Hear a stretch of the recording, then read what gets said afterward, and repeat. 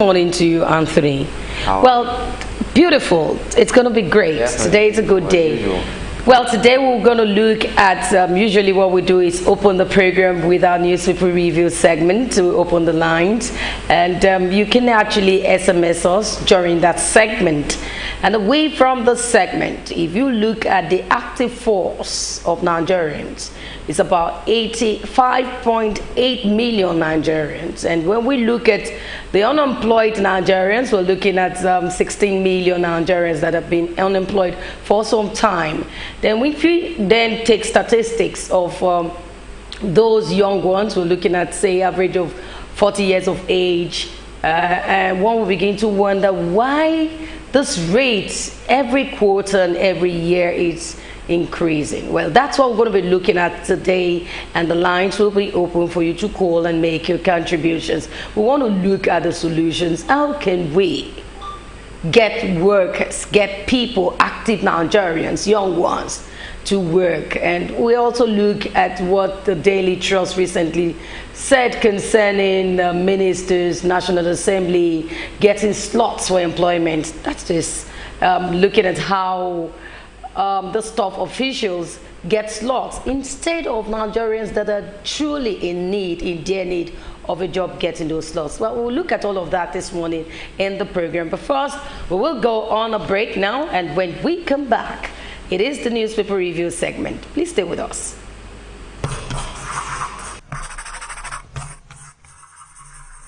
Superdawn, your daily live current affairs program where topical issues that border on politics, economy, sport, and sizzling national issues are analyzed, now holds every Monday to Friday, 8 a.m. to 10 a.m. on Superscreen television. Let your voice be heard. Join us.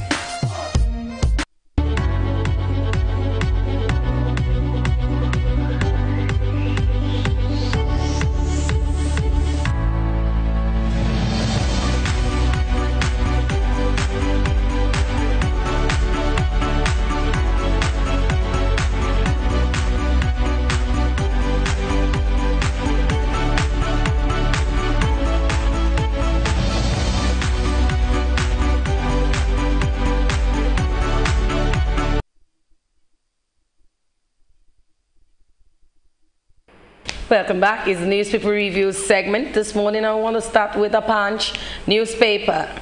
PDP, SDP, RAPC, 36 others form alliance against Buhari. And the writer says Obasanjo makes surprise appearance at the PDP rally. Right now we have about 35 parties coming together and plotting to knock off APC.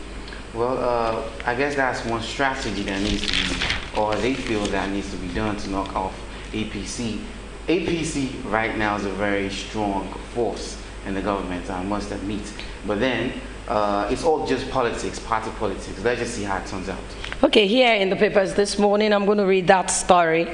39 political parties, actually, Epidemi, met in Abuja on Monday, where they signed a memorandum of understanding to field a single presidential candidate in 2019.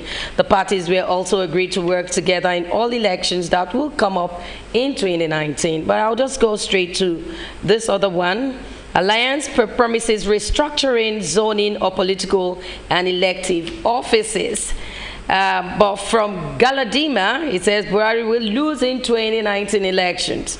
And in his speech, the national chairman of the RAPC, Alhaji Buba Galadima, said that the MOU will send shivers down the spine of the ruling party.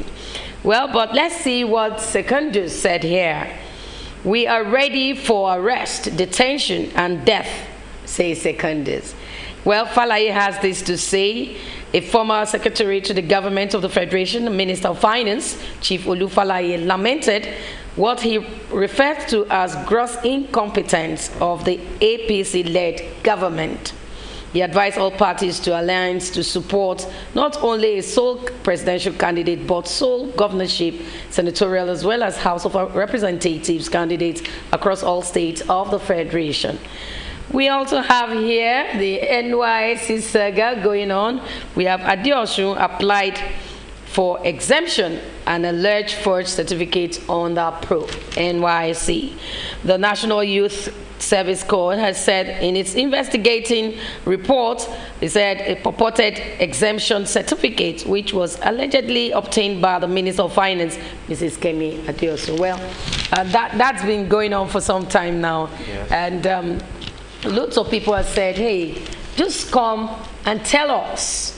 Let's hear if you actually served, and if not, let's just hear from you that the silence is getting too much. That's the way to go. It's something that has been going on in the political sector when the allegations come through and no one is saying anything. So like you said, I think it's only right that she comes out and just clears herself somehow, some way, so we could understand that, okay, yes, she's free from the charges. Okay, Ogun residents lament estimated billings drag the EBITDAX to court. Some consumers of electricity in Ogun State have lamented alleged estimated billings by the Ibadan Electrical Distribution Company. The residents said aside from the excessive charges, the power supply by the electricity company was poor, and so they are heading to court. Away from that, we have lovers arrested for trafficking ladies for prostitution. Still in the papers, policemen chase 4 students to jump off Lagos Bridge. A 200-level student at the Kwara State University is battling with injuries after he allegedly jumped off the Sele Okota Bridge in Lagos. Adebayo was allegedly chased to the bridge by some armed policemen attached to the anti-kidnapping unit of the Lagos State Police Command. Well, you need to see a picture story of him there in the hospital. We have this. NLC shut down MTN offices to picket other telecoms firm. Well, also a picture story there where they're trying to block off and padlock the office of MTN. Okay, that's all we can take from this paper, the Punch newspaper. Moving away from the Punch, we have some stories from the Daily Trust. In the Daily Trust. Okay, this one says, certificate scandal. Adeosun silent as NYC vows Pro. 2019, PDP, RAPC, SDP, 36 others plot APC's fall. And that's on page 4 of the Daily Trust. I'll take this one. It says, national grid collapses. Generation drops to 92 megawatts. And that's on page 7. And then I'll take this one. It says insecurity. Doraga advocates interagency cooperation. I thought we should talk about the page 7. The national grid. Yes. Looking at what is happening right now, it's really gone down. This one says the nation's electricity grid may have experienced another collapse at the weekend as the quantums of energy generated into the grid dropped to 92.30 megawatts on Sunday, the Daily Trust reports. Yeah, because if you even heard that story, even the Minister for Petroleum said that the watts that was dropped, it is happening. At this point in Nigeria, where we're supposed to be progressing, where we're supposed to say, no, we do not need generating sets. We do not need to keep going to the filling station. You know, I don't know why we're still stuck with no electricity power supply. We're not enjoying what we need to enjoy. And someone somewhere is making money manufacturing, generating sets. I think we need to have gone past this era. But we're in it. We're all stuck in it. And we pray that someday we'll get out of that. Power sector. But then, apart from electricity, don't you think we should be looking at other forms of power, say solar energy? Solar energy. I think we are very underestimated. I feel we have all these resources somehow to curb this energy loss. If you look at solar energy, you know that you're going to be buying batteries for it. You charge your batteries. Do you know how much that goes for? Well, I think it still boils down to government doing what they need to have done. You know what they need to do. We don't have to keep deceiving ourselves. The economy right now, the way it is not friendly. Nigerians are in laughing.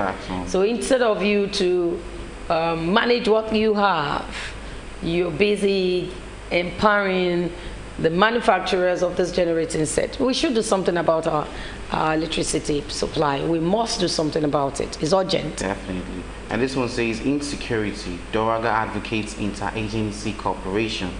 The Speaker of the House of Representatives, Yakubu Doraga, has called on security agencies to cooperate in tackling security challenges in the country. Doraga stated these Monguno, Bono State, during the mini trade fair and military equipment exhibition organized by the Nigerian Army as part of a week-long 2018 Nigerian Army Day celebration. Insecurity again, and I think it's only right that the security agencies somehow come together, form a force, like Doraga is saying, and tackle insecurity issues in Nigeria. It has been a menace, really, when you say insecurity. Like the guest we had yesterday, the barrister said that he was attacked on Friday by gunmen, and he suspected that they might just be high assassins. With that kind of testimony coming out yesterday, one begin to wonder, even in Lagos. So we can see how this kind of things happen in Lagos. Yesterday, away from the camera, behind the camera, he showed us the head. He covered it coming on set with a hat so that people will not get distracted with the program. But I think that security is key, and it is going back to the table of the government again. We've seen where Boko Haram terrorize people, chase people away from their communities. We've seen where, after Boko Haram left, I don't know if they've finally gone, we saw where the Fulani headers, you know, came in with their own style again. I mean, this kind of system that is happening, or this kind of situation happening in our country is very sad. It's a sad one. And all the security agencies, they should do something and also partner with other security agencies outside the country. I think like we need to do a lot of partnership. The last administration came and we had the cases of Boko Haram, and then it reduced to an extent. Then the headers came through and started their meetings. Then it only comes to your mind to think what's going to happen next, the next coming tenure. We don't pray anything evil bad happen. But then this is a call for security. Yeah, we don't pray. We had the Avengers. We've always had issues in the country. So I think, but this is like the height, and it's only right that the government, security agencies get upgraded. If it's manpower we need, you know, employ more troops. If you are saying manpower, remember that the government, this administration, President Muhammad Buhari said needed about 6,000 policemen in the force. So if it's manpower, they added more. But I think investigative styles will help. And I also think coming together and sincerity will also help. The president had come up to tell us that there are some politicians that are using these people to perpetrate evil in the land. If we have such people, I think names should be brought up for us to see these people, because if we keep hiding this kind of information, if we keep talking like this without actions, they will keep doing evil. What happened last week? Some people lost their lives. Some people were, you know, chased away again last week. It does happen, and it's happening. There must be an end to it. There must be an end to it. This one says, Casa Colony grave injustice. And this is coming from the Bishop of the Diocese of Akure. The Bishop of the Diocese of Akure Church of Nigeria, Anglican Communion, retired Reverend Simeon Bokorami, yesterday described the proposed Carter colony by the federal government as grave injustice and corruption of the highest order. According to him, cattle rearing is a private business whose profits are neither shared with government nor landowners. Well, cattle colonizing is a private business to start with. It's not something the government has been able to or has invested in. So, but then when you look at all of these things, I would say that the federal government, to an extent, is trying to bring a solution to the herders-farmers clash. But political analysts and even the people, the religious leaders have come out to say, okay, this is not the way out. Excuse me. Vera, what do you think? Well, the last administration actually invested in ranches, you know, where some monies were earmarked for governors to get it started. But question now is, where do we have them? If some money is being put aside for this and you've collected the monies, why didn't you start doing it? You know, question needs to be asked, and oh, God help us in this country. Okay, moving away from the Nation newspaper, Daily Trust this morning. We'll go straight to the New Telegraph.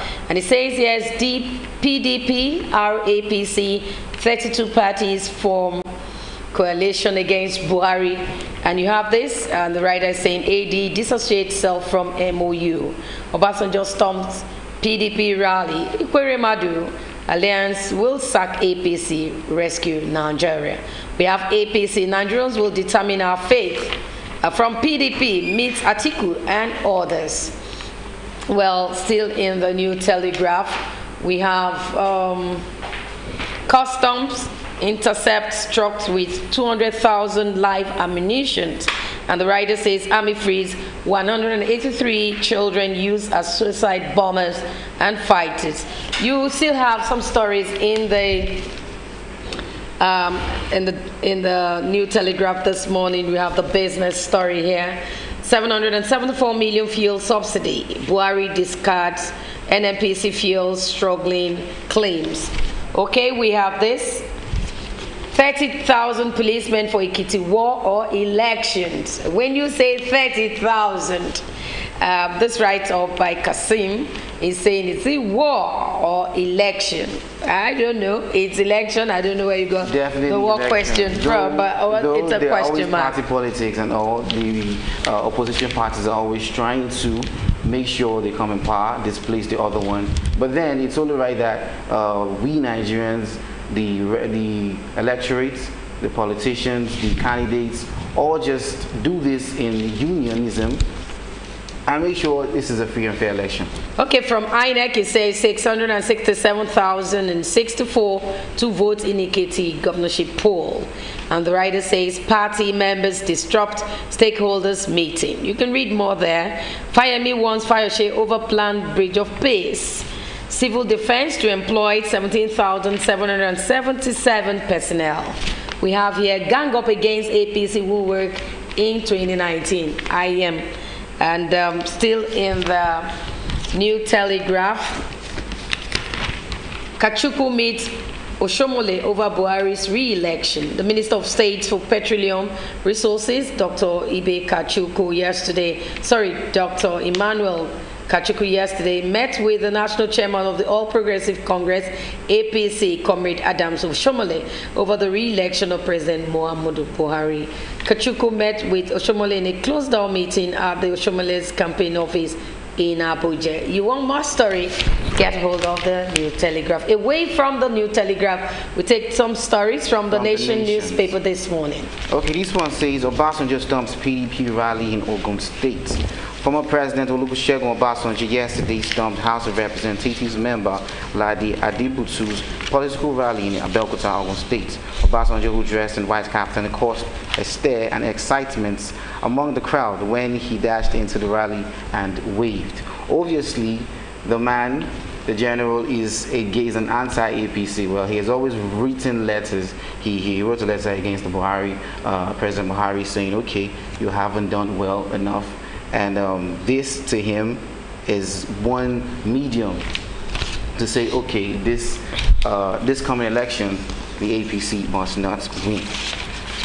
Insecurity, Falana seeks removal of service chiefs. Unless the federal and state governments discarded impunity, the destruction of properties and killings of law-abiding citizens, including children, by Assonites and others, will not stop. Activist lawyer Femi Falana has said. Okay, well, I don't know. I wouldn't, as a journalist, I'm just trying to be very objective. But then we've had a series of guests here on the same program that have said the same thing with Mr. Falana, saying, okay, it's only right that since the insecurity in Nigeria has increased to this point, one strategy is to just fire all the service chiefs, the heads of security. Well, those are their thoughts anyway. I don't know if that will help, but what I think will help. What I think will help right now is all of us to come together, put our heads together, and begin to look for a lasting solution. You'll continue with the newspaper review segment, but we'll go on this quick break, and when we come back, the Nation newspaper, some of the headlines will be taken. Let's go on a quick break.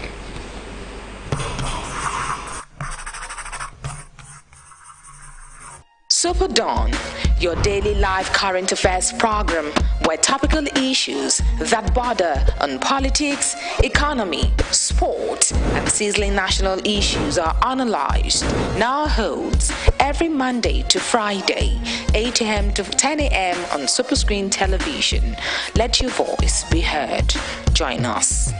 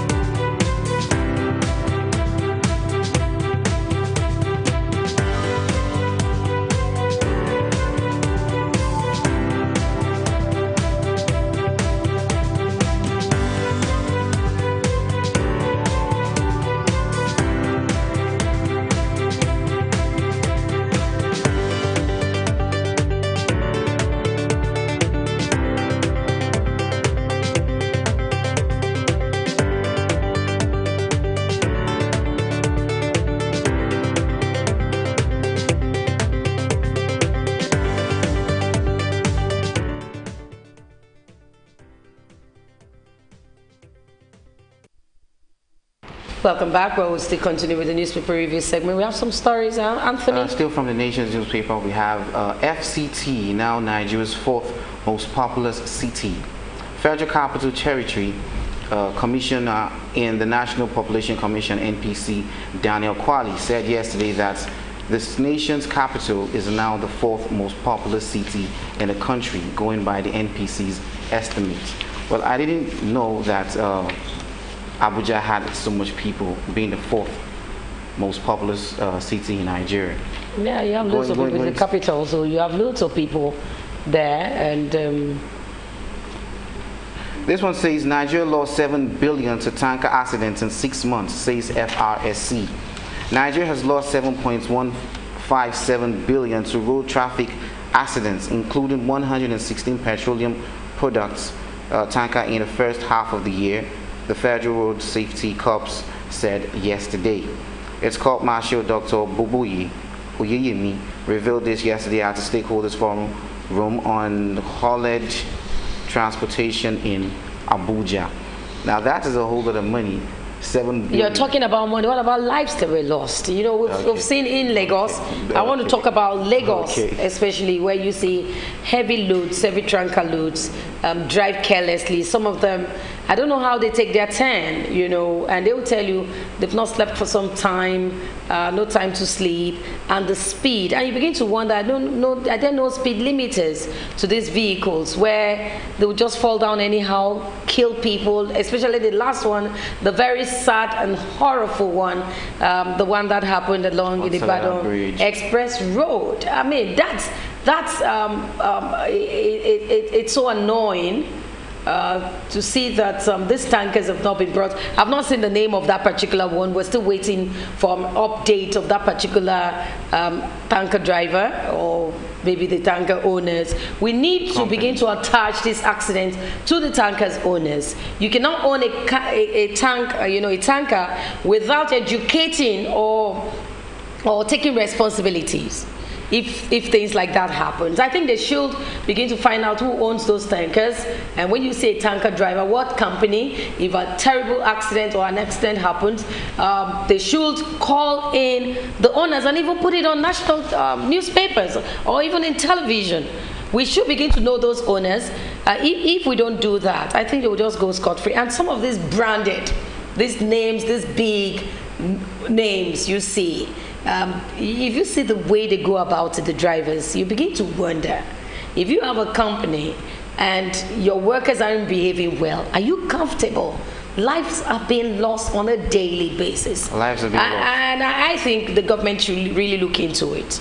And you know, the thing is, these drivers of these tankers, once these things happen, they just elope, they run away. They don't want to take responsibility of what... No, you're right. That's what I'm saying. Objective. Some people say they use the local jazz to disappear. I don't know. I don't believe in that. But whatever means they use, because they are used to the system, is their career, is their job. So they are used to it, so they know how to just disappear from it. They know how to run away, leaving. No, but we should begin to bring the owners to book. Okay, this one says Buhari to inaugurate Abuja Light Rail on Thursday. President Muhammadu Buhari is expected to commission the first phase of the Abuja Light Rail project on Thursday. He will also be expected to flag off the rail service, signaling the beginning of operations of the long-awaited rail service in the Federal Capital Territory, Abuja. I would say to help the road transportation and the maritime, the rail is one way to go. It's fast, it's very reliable, it's good enough. No, but if you look at the economy, you will know that you needed this rail to start working for a longer time now. You can say you want to develop your economy and the rail system isn't working. Those infrastructures must be put in place, and the rail is important. But if you see Lagos now, from the island, the 3rd Mainland Bridge, that's from Badagry, you notice that they've started fixing the rail. It's ongoing. We just pray that they'll fix it in time, so you don't have to be stuck in traffic all day. The way what we're experiencing, especially in Lagos, these days, you just get stuck, traffic gridlock, and you're there. You're locked up, and no way out. And you say. Well, then I feel the government is speeding up these constructions, the railway constructions, even the road constructions. We know that you're trying to speed up the economy, make sure it's stable, but then it's affecting the market women, the traders, the shop owners. No, there are some things we must bear. No, Anthony, definitely we should bear. If they are fixing it up sincerely, my take is if they are fixing it up, or the citizenry should bear. But it's the pace is what we're talking about. You can tell me it's going to end in, you know, when you get to the site of a road, you see where the project is written there, who is handling what company is handling this, and the duration. But if you say it's 2 years, I mean, it should be 2 years. But sometimes we get to say 2 years and we end up waiting 7 years. 7 years and it's still the same thing. I mean, we should outlive this kind of lifestyle, for God's sake. Okay, I'll take the story. It says, our hope fears over new minimum wage by Labour.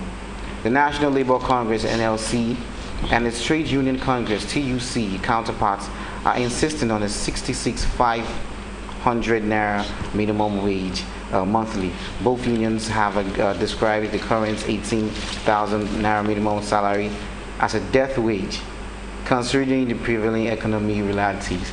I would not, I don't know, right now seeing 66,500 for the minimum wage, if the government has enough money, I would not know. If you look at the economy right now, there's a whole lot of things that should be put in place that the economy needs, the federal government needs to spend more money on, and the NLC coming up with this amount, I think, I don't know. I just hope the federal. No, you're feeling for the government. I just hope. I'm not feeling for the government. You're giving me this impression. I just hope that this is met. Though they have been clamoring for this for like a very long time. Anthony, you're sounding as though you're not in Nigeria. I'm a Nigerian. 18,000 naira would not do anything. The 18,000 not even my transportation cannot to even. The office. What will I say? 18,000. Your Richard card, your airtime. Yes.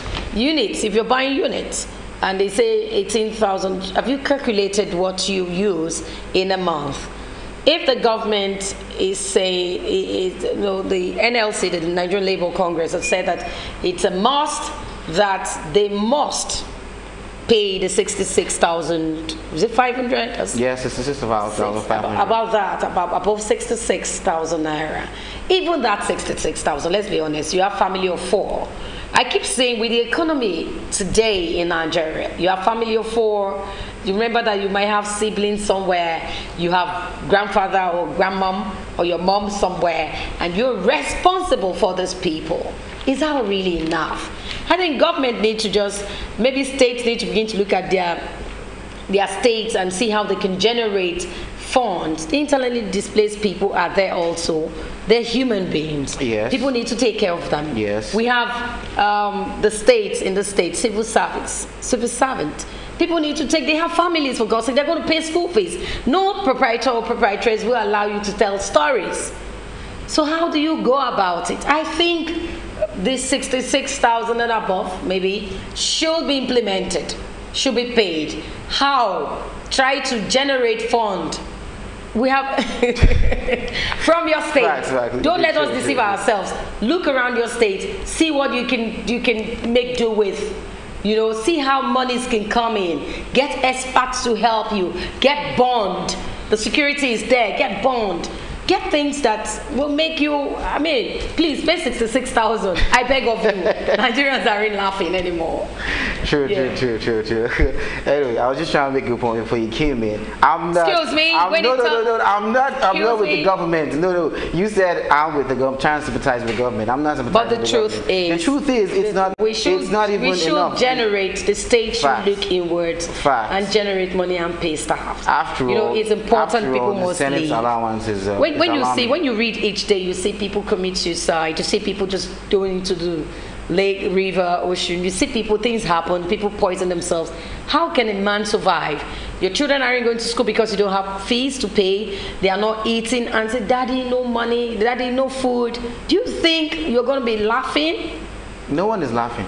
And you have to transport yourself to wherever, your locations. Please, government, governors or whoever, pay these money. They pay to be 66,000, and the private owners should also look inwards and see how they can also generate fund and pay people well. Let people just smile home at the end of the month.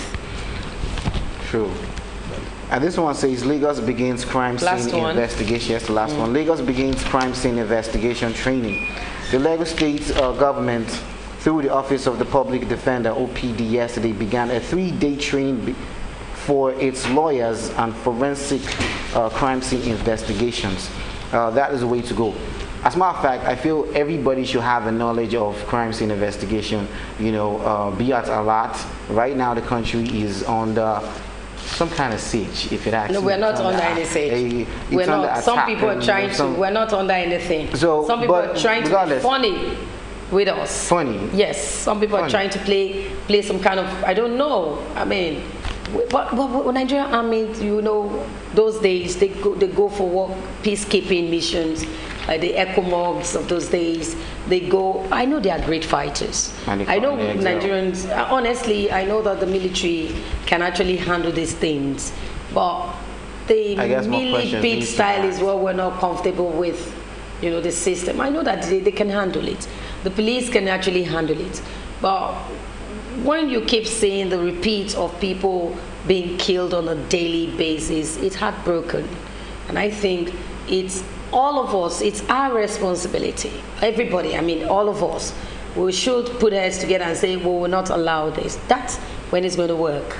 Everyone, the electorates, the people, the masses, the citizens, you are all involved. Let's come together and fight this. That's the way to go, and that will be the last story from the nation's newspaper. Okay, we'll go on this break, and when we come back, we want to look at unemployment rates in Nigeria. You see, lots of people have complained that there's no employment. Even when you want to even help yourself, where's the funds? Where are the resources? What then happens to the agencies we have? We're looking at Federal Character also Commission. We want to look at agencies that are supposed to employ people. What is happening? The Daily Trust newspaper yesterday said something very disturbing. They talked about the rate of which the National Assembly lawmakers get slots for their family members instead of Nigerians. So we'll go on this break now, and when we come back, we'll be with our guests to handle this topic today. We'll be right back. Stay with us.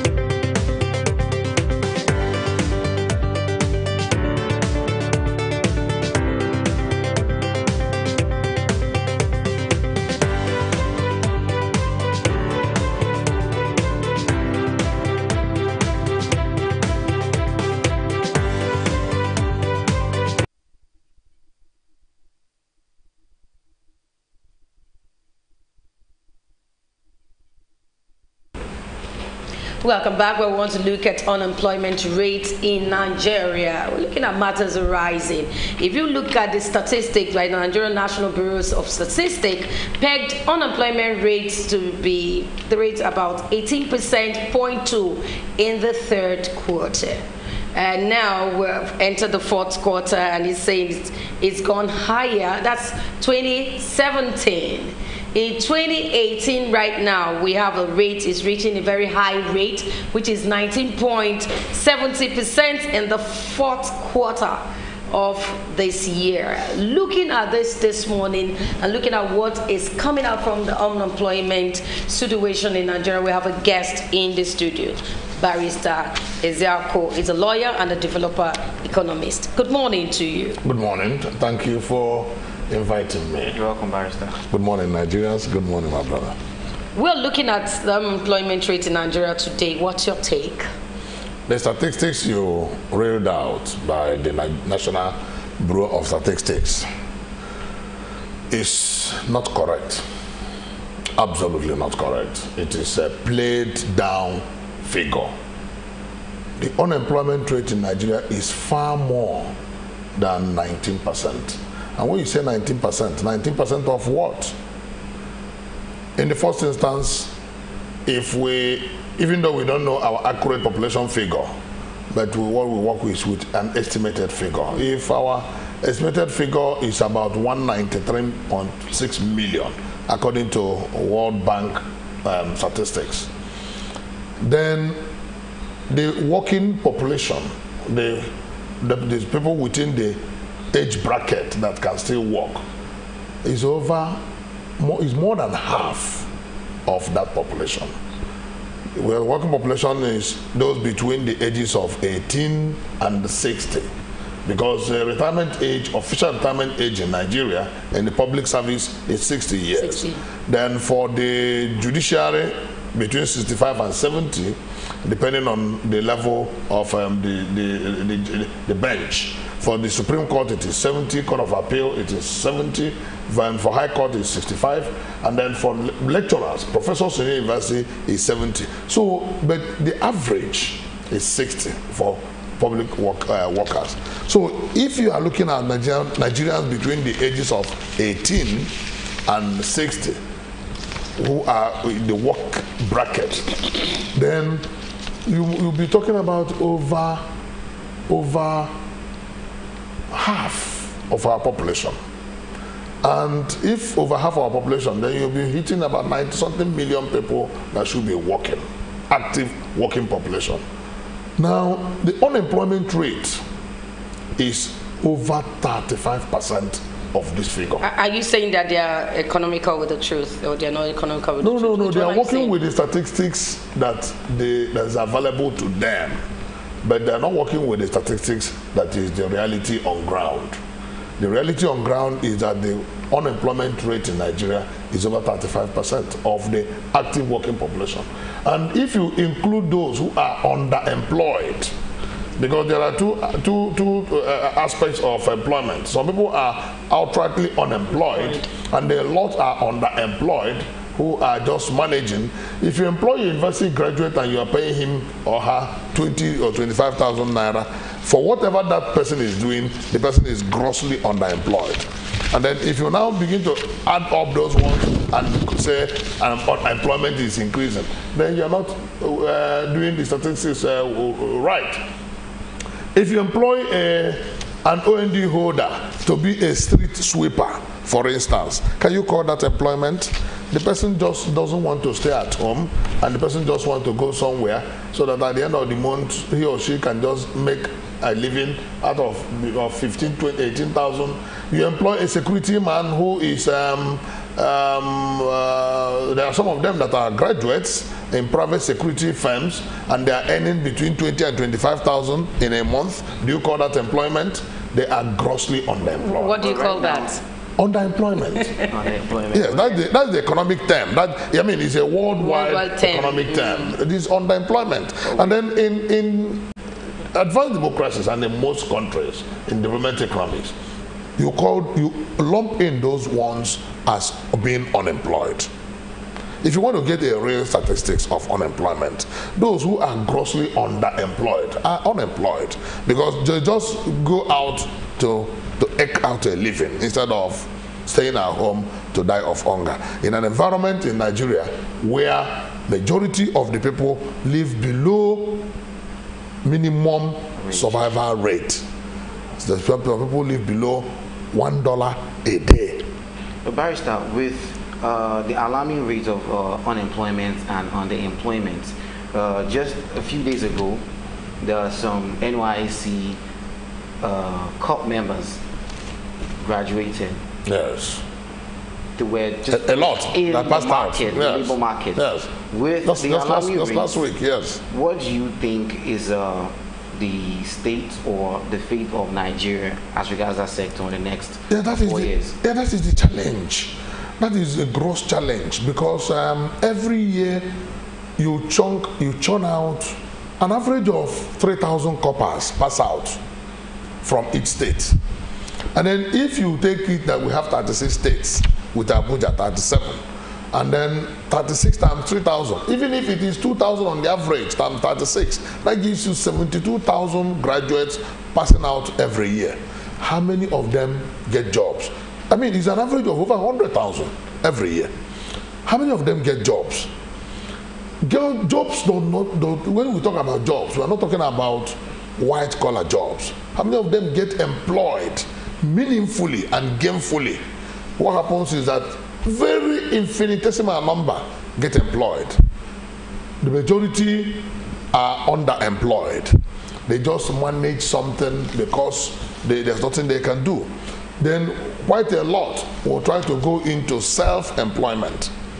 And that is why government has tried to put in so many measures that will enhance self-employment instead of them waiting to be employed by some other people. But the challenges are so many. One, they'll hardly get finance to nurture their whatever ideas they have, their private business. They hardly have power, which is the major source of unemployment in Nigeria. As a matter of fact, it has been proven that inadequacy of electricity is the bane of national development. If there's electricity, a lot of people will go into private ventures and they will be doing well. Doing well to the extent that a lot of their production, a lot of their outputs, a lot of their produce will be exported. A lot will be consumed. We have large markets even in West Africa, such that internal integration in West African sub-region under ECOWAS would have been harnessed to create employment for millions of Nigerians. And then we also have the AU, the African Union. Although unfortunately Nigeria has refused to sign the agreement on economic trade in Africa, but that does not dissuade or stop a private entrepreneur to sell his or her products. Because by the time when I go to other African countries, I see a lot of Nigerians, quite a lot of Nigerians in various enterprises. If our productivity has been high and has been what it should be, Nigeria will be a hub to feed a lot of African countries.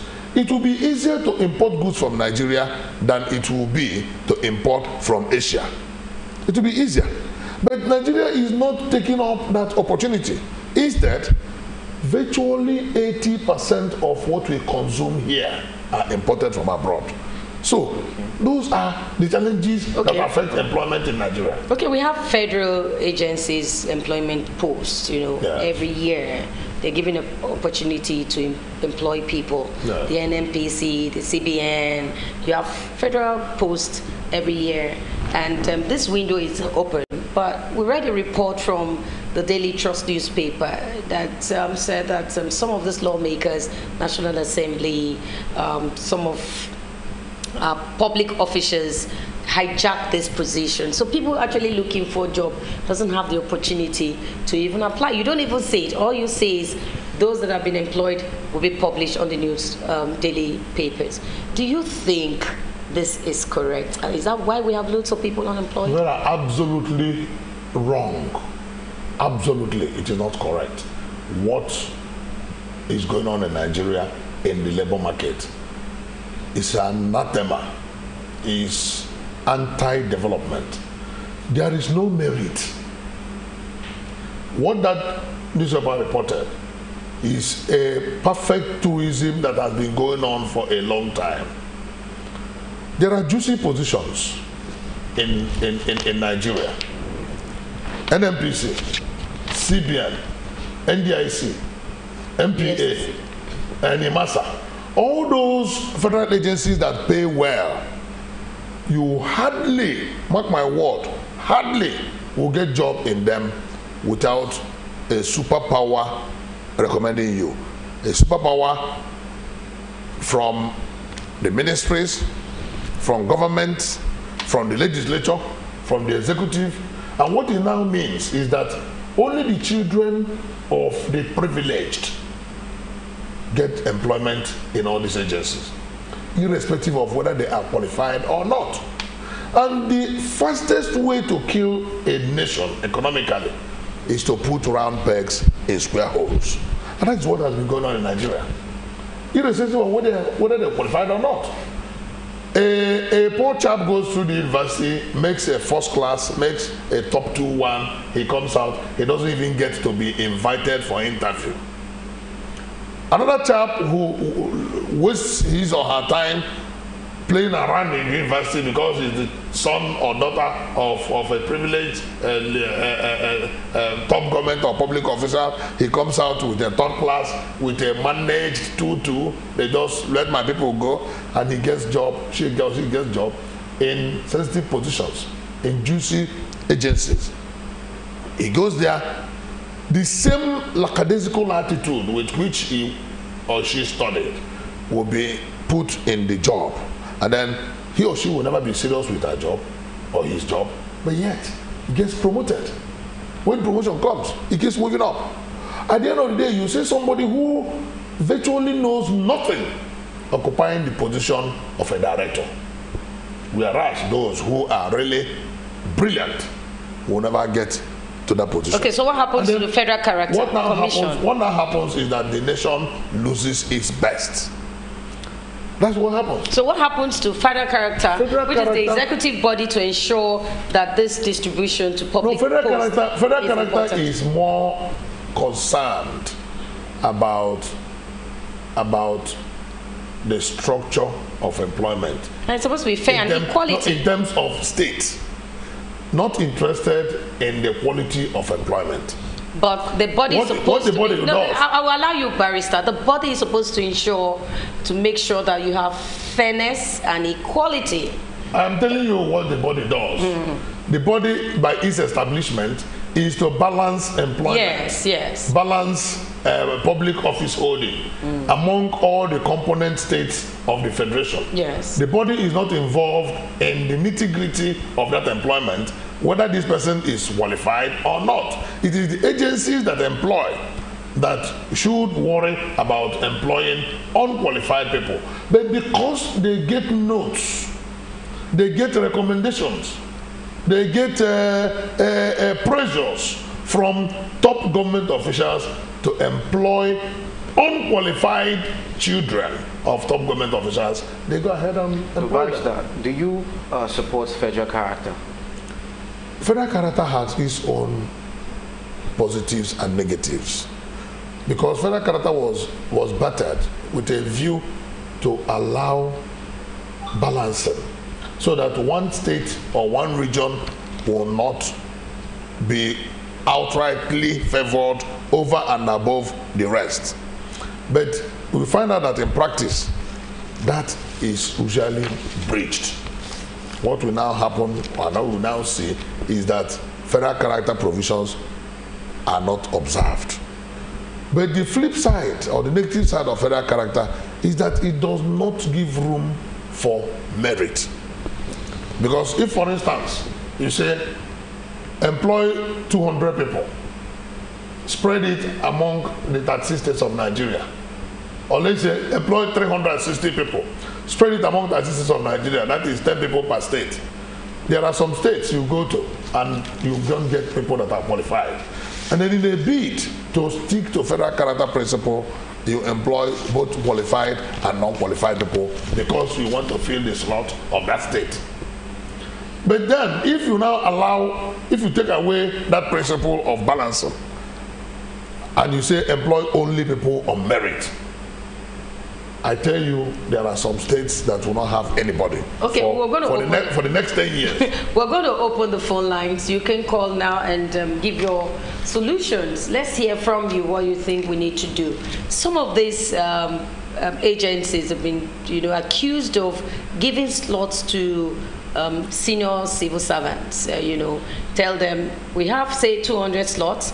We're going to give you 5 slots. It's shared. And we give the National Assembly 5 slots. Yes. And we give, and this, when employment is done, you hardly hear of any employment, but no advertisement, nothing. And you just hear that they've taken people and it's done. How can we stop this kind of attitude? You see, some of those things can be stopped when you have a good man, a good woman on the seat. And that good man or good woman starts from the presidency. If you have a president who loves this country and who wants things to go well, he will put his feet on ground and ensure that competent, capable people are employed, especially in government. The private sector, you don't teach them that. And that is why it's only in private sector that you see them employing competent and capable hands. Even though, of course, it is not 100%, but it is still fair and better than the experience in the public sector.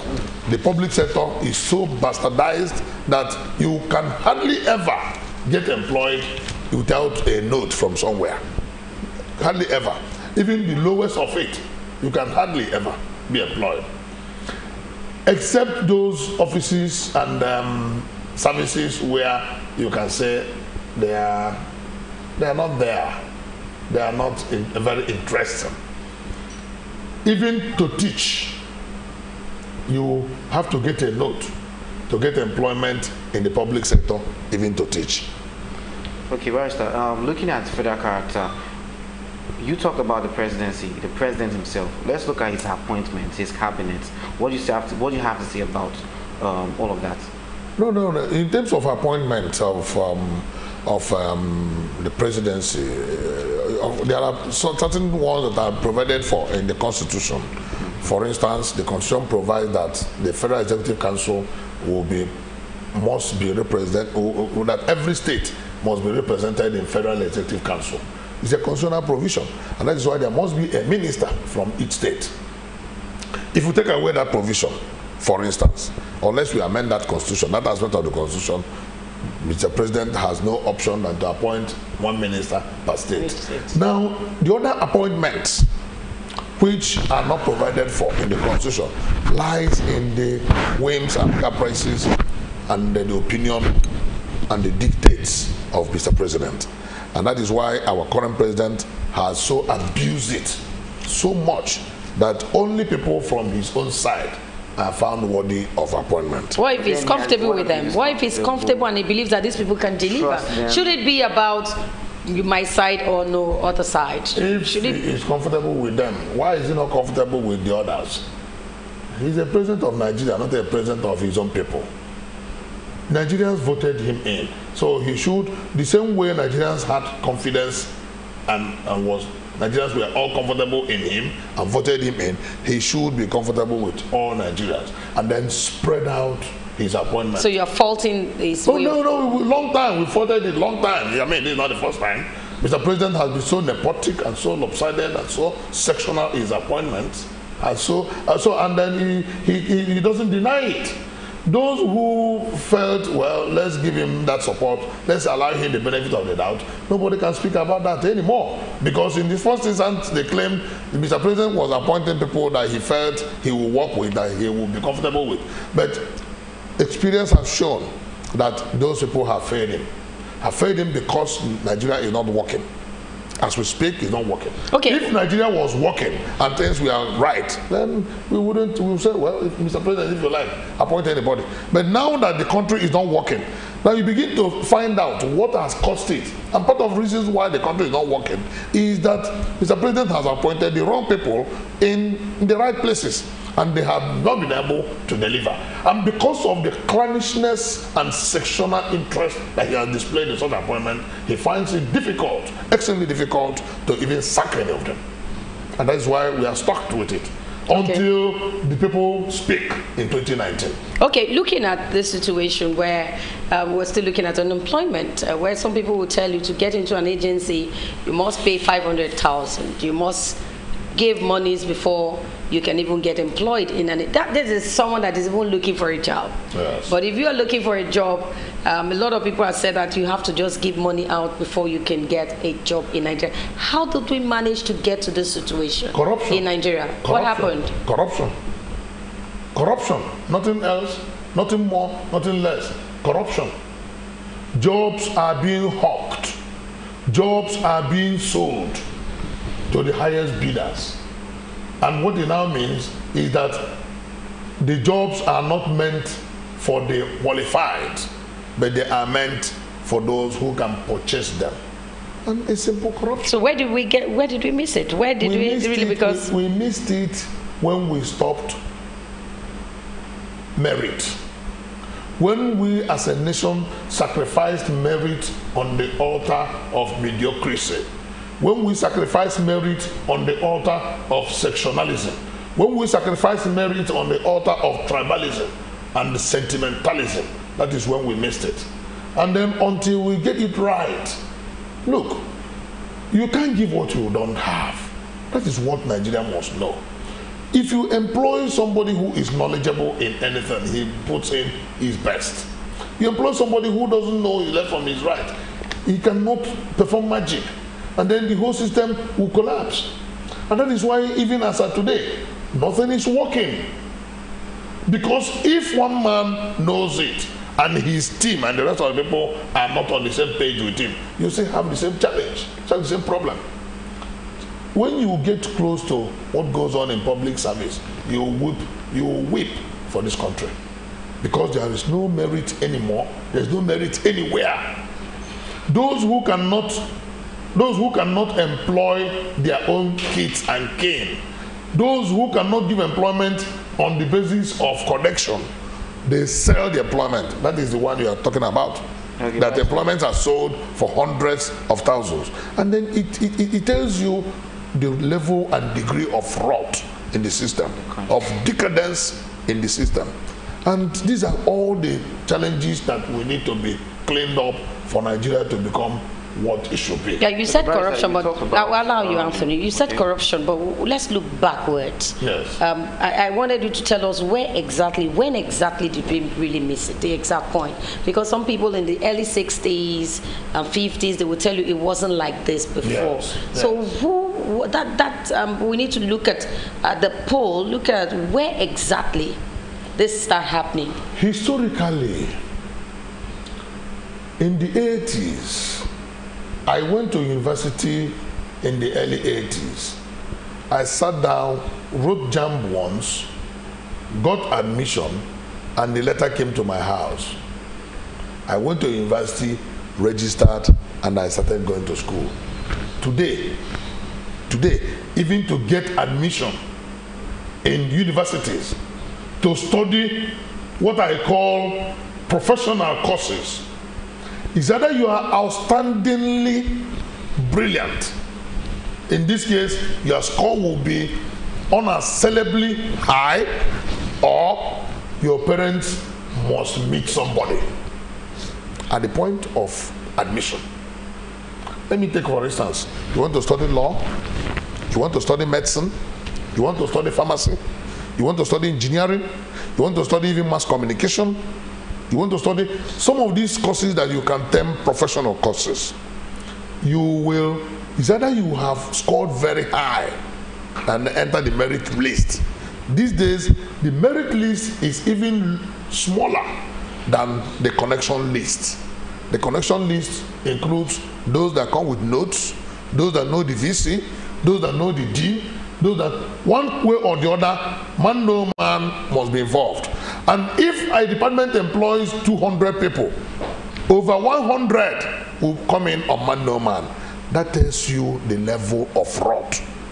Now, this thing continues until we get into employment. I think historically, from it has been there ever since, this issue of man no man, but it became massively pronounced from the 80s and then became so terrible from 1990.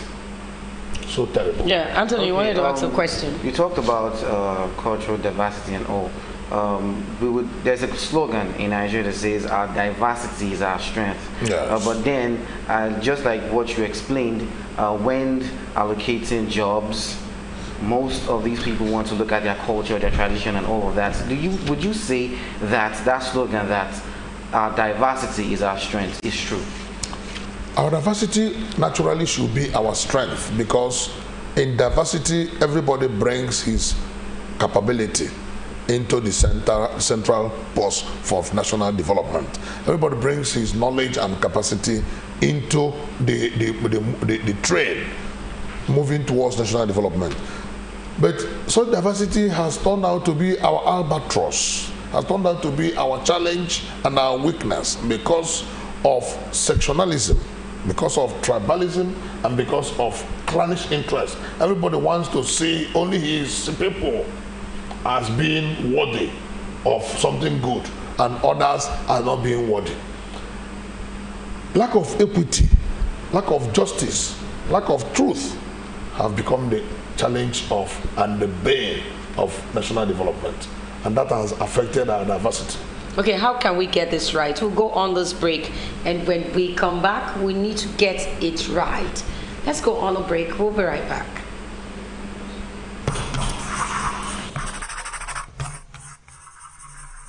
Superdawn, your daily live current affairs program where topical issues that border on politics, economy, sport, and sizzling national issues are analyzed, now holds every Monday to Friday, 8 a.m. to 10 a.m. on Superscreen Television. Let your voice be heard. Join us.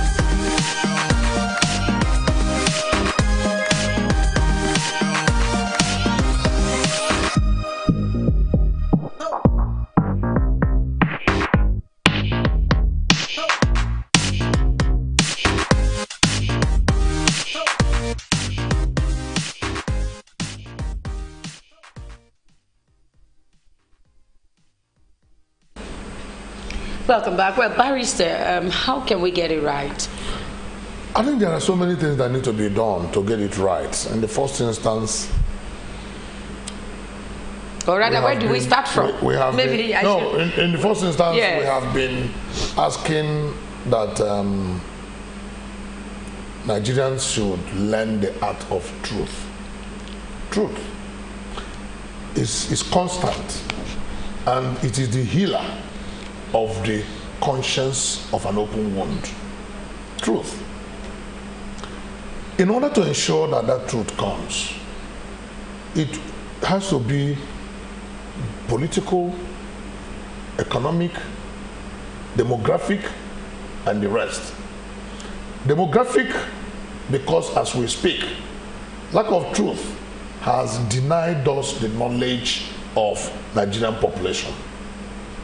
No population census in this country has been effective, honest, and truthful, because population is tied to resource allocation and then the holding of power. It has affected economic planning and affected economic development. Political in the sense that Nigeria has taken American presidential system and has left behind the juice of that system. The juice of the American presidential system is true federalism. So you cannot be practicing the presidential system of democracy with a unitary approach, which is exactly what we have today. And that is one of the sources and reasons for the challenges of our national development. Because what we see is that for every system you have the good and the bad. We have taken the bad aspect and left behind the good aspect. That is where to start. And then in order to ensure that that is done, we need to restructure Nigeria. I cannot stop saying this. We need to sit down and tell ourselves the home truth. But we did that in 2014. No, we have not restructured. We did the conference in 2020 ahead of restructuring. We had a national conference. Yes. But that has not translated to restructuring of the politics. Was that not the reason why we had that conference? Yeah, but every result of that conference, or every output, communique, everything has been kept under the carpet. Which of it is being implemented? Okay, you can go ahead. So we need restructuring. So we need to restructure this nation. Structurally, Nigeria is not working. And it is as a result of that structural deficiency. That is why, as time goes on, Nigeria keeps decaying by the decade. You will see that the 60s were better than the 70s. The 1970s were better than the 1980s. The 1980s were better than the 90s. The 90s better than 2000 and the rest. So every decade, Nigeria decays. And that's why you were asking me the other time, at what point did we stop getting it right? And I tell you that it continues to decay over time. And you will find it difficult to put your finger on when did we start getting it, when did we stop getting it right. It depends on somebody's experience. An older person, somebody who is older than I am, will tell you that, I just started getting it wrong from the 70s. There was Arab-Israeli war in 1973, and we made so much money from the oil windfall, and that money, Nigeria started spending frivolously. That was when we started thinking about Festac, we wanted to hold the rest of the world. Some other person who wants to be religious will tell you that we brought all the evils from many countries in Festac 77, that ever since then, Nigeria has not gotten it right. So it depends on somebody's perspective.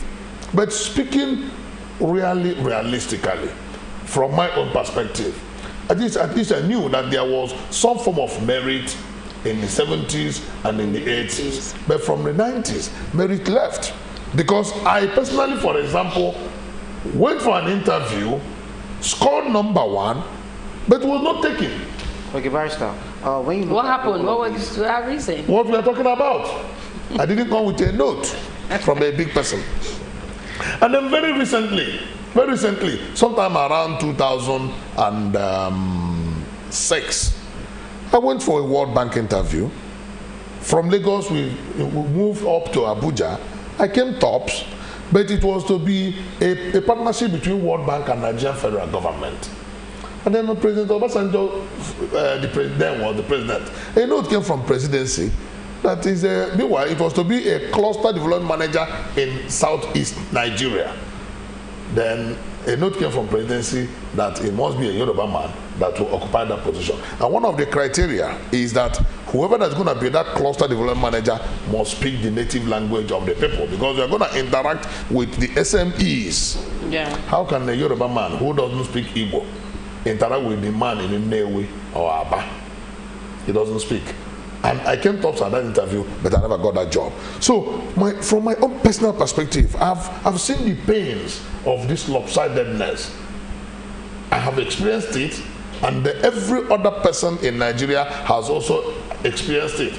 And if you don't begin to put the round peg in round holes, things cannot work in Nigeria. And that is why we say when we restructure the country, everybody, every region, every entity that make up the federation called Nigeria will begin to look for their very best. And when you empower your very best, the rest will buckle up. The rest will sit up. If you know that you cannot get this if you don't perform, you work hard to perform. But if you know that you can get it whether you work or you don't work, why would you want to worry yourself to work?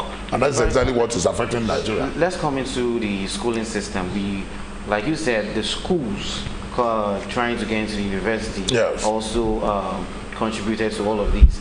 Now, when you look at all of these things, you see that the state university, for a state university to grant you an admission, it's only evident that you must get to some kind of cutoff mark. There's a cutoff mark for state applicants.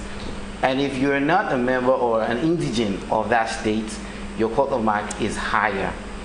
Would you say that the state universities or the schooling system in Nigeria has also contributed to all of these? It is the rot in the system that affected the practice in the universities. Of course, the universities are part and parcel of the system. There's this thing they call catchment area.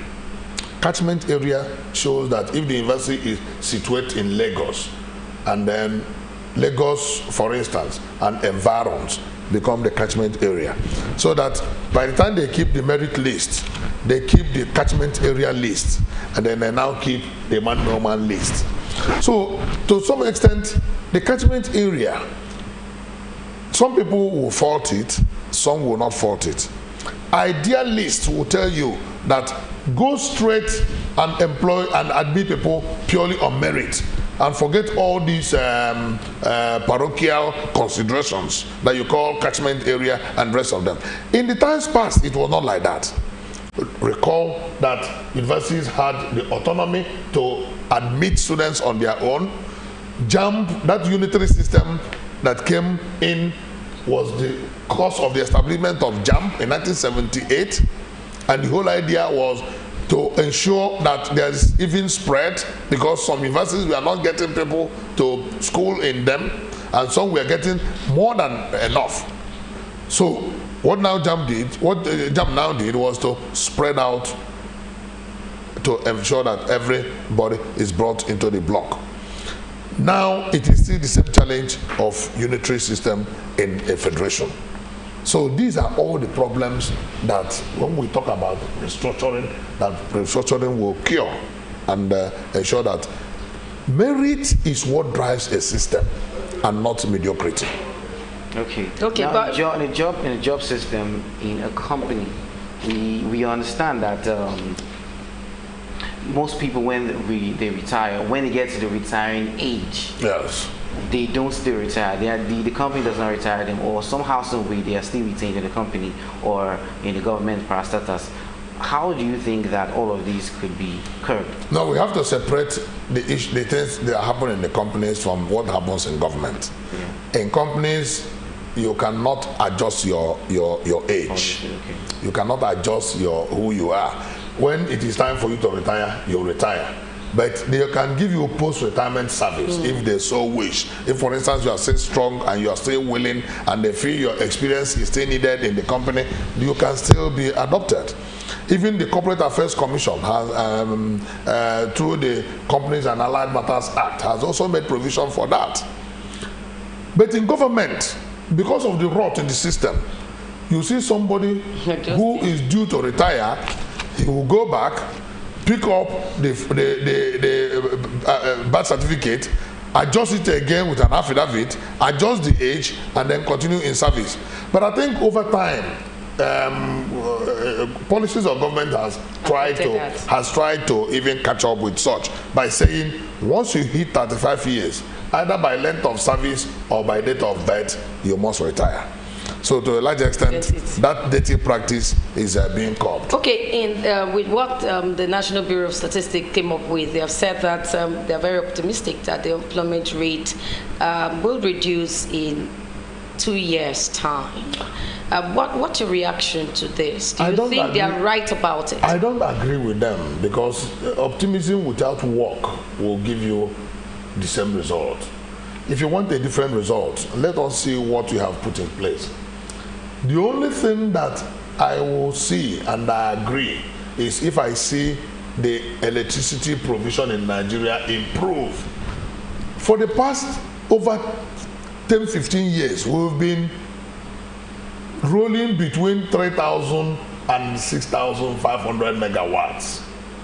Meanwhile, the population is increasing. The increase in population means increase in consumption capacity, but there is no commensurate increase in productive capacity of electricity. It's only when there is meaningful increase in energy provision that I want to agree with National Bureau of Statistics that the employment rate will improve, thereby decreasing the unemployment rate. Meanwhile, don't forget that as we speak, Nigeria's population is increasing exponentially at a fast rate, faster than you imagine. Yet, the resources available in the nation is not increasing. The three major indices of development or productivity, the land, the capital, the manpower, and there's one other resource, essentially four of them. Which one is increasing? None is increasing.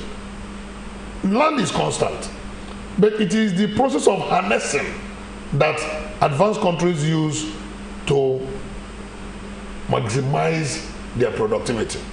We are not doing that. We are bogged down by the Land Use Act. Between Shagamu and Benin, you see vast array of forest left and right. Yet, a ball of orange is 30 naira. We are not telling ourselves the truth as a nation. The storage facility is not there because there is no light. The hairdresser will not be able to work because she doesn't have light. The weather will not be able to fabricate because it has no light. If you were to advise the president, what will you be doing? So there are so many things that are tied to electricity. So many things. I remember when I was growing up, I would go to local government and then you see tractors. Go anywhere today, even in state agri-development agencies, you will see no tractor. So what will you be advising? How are we going to improve our agri productivity in a country that is so blessed that Nigeria as a nation can feed the whole of Africa? Nigeria can feed the whole of Africa if we harness our resources very well.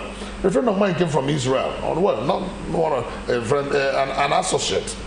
And then when we were to fly, we missed our flight. We decided to drive. When the guy saw the land on the left and right along Shagamu Benin Road, the guy said, "Wow, you guys are so rich that you even fertilize the forest." I laughed. I said, "Nobody fertilizes anything. Okay, these are natural." The guy couldn't believe it. He said that if this one third of this was in Israel, they will feed the whole of Middle East. Okay, Barrister, the federal government to decrease the rate of unemployment to help the situation started a program called Empower. That program, is it good enough? Were they doing good enough? And what more can be done? There's a difference between political program of government aimed at holding on to power and then holding on to the cooperation and support of the people. It is different from a serious policy of job creation. What does Empower do? You ask yourself. Some people, some young graduates are employed and sent to various schools to teach. Some are sent to go and do agriculture. That's part of it. Meanwhile, there are no farm settlements anymore. There are none. All the river basin authorities are not functional. So in effect, those ones that are said to be employed in agriculture are essentially self-employed, and government gives them 30,000 naira to go and plant vegetables. And you say it is employment. Those in schools are employed and they are paid graduates and they are paid 30,000 naira, and you say you're creating employment. These are political creations. They are really not economic development oriented economic employment generation. If we don't employment generation can only come when the environment is made right for private enterprise to grow. The companies who are blue chip, who big companies that can employ people in hundreds and tens of thousands, are even drying up and exiting Nigeria to other countries. So you find out that a lot more people, even those that we are hitherto in employment, are losing their jobs. And the warehouses are being taken over by religious organizations. How can anybody sit and tell me that there is hope if a drastic measure is not taken? If we don't take drastic measures with what you've been saying since, what will happen? Yeah, we remain in a vicious cycle of unemployment, poverty, and disease. That is the reality. If you were to advise the president, what will you be saying? Increase the level of merit. Let's start from there. Because you start from the known to the unknown. It will be easy for you to, at the point of recruitment, to recruit the right people. Reduce the level of sectionalism and clannishness. Reduce nepotism. And then above all, see Nigeria as a nation that should be vastly developed across board. Development should not be only from a particular region. What is wrong with ensuring that the second Niger bridge is done? What is wrong with ensuring that Enugu-Onitsha Express Road is done and stop people from planting green and tomato on the express road? What is wrong with ensuring that the Calabar Seaport is dredged? What is wrong with ensuring the dredging of the River Niger? What is wrong with ensuring that all the seaports and in Koko, in Warri, and the rest of them in Port Harcourt, that they are functional? Must everything be done through Apapa and Tinkan Island? And that is the crisis we have in Apapa, because everything is done through Lagos and leaving other ports to remain stagnant. If you don't balance development, we call it balanced development. If you don't do that, it will be one-sided. And if it is one-sided, the weight of that one-sidedness will crash your own development. And then those who are supposed to be working in, say, Port Harcourt area, using the seaport there, Calabar area, using the deep seaport there, when government has intentionally stopped the dredging and then the establishment of a deep seaport in the Calabar axis. If we don't do that, how do you expect Nigeria to grow and development? Every section of Nigeria has what is called comparative advantage. If your advantage in the north is to produce groundnut, why not go ahead and do that and export? If you have an advantage in producing height and skin, as we used to have in the past, why don't you exploit your comparative advantage for the good of all? Okay, so how can that would be my advice to Mr. President, if I'm not advising. Okay, how can, to face this challenge, how can the public roundtable, what can they do actually to end all of this? Like I said, employ people who are knowledgeable and then invite those who are eggheads, the ones we call eggheads, those who think for the growth and development of Nigeria. We have them all over the place, and then reduce consideration only for politicians. Government came in and said they will employ technocrats. We have not seen those technocrats in government. We have not. We have not. Those who know. Look, knowledge is not something that you can just go out and buy off the shelf. You build it over time.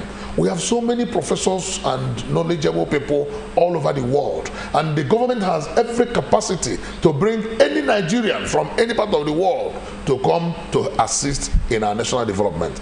To what extent has this government exploited it? And until government look that direction and meaningfully and willfully want to develop the nation, we will not get it right. I want to thank Barrister Fred Ezako. It's also a development expert. Thank you so much for coming on this segment of the program. Many thanks. Well, this is where we wrap up this segment of the program. Up next, we'll be talking about sports, Russia 2018. We'll be right back.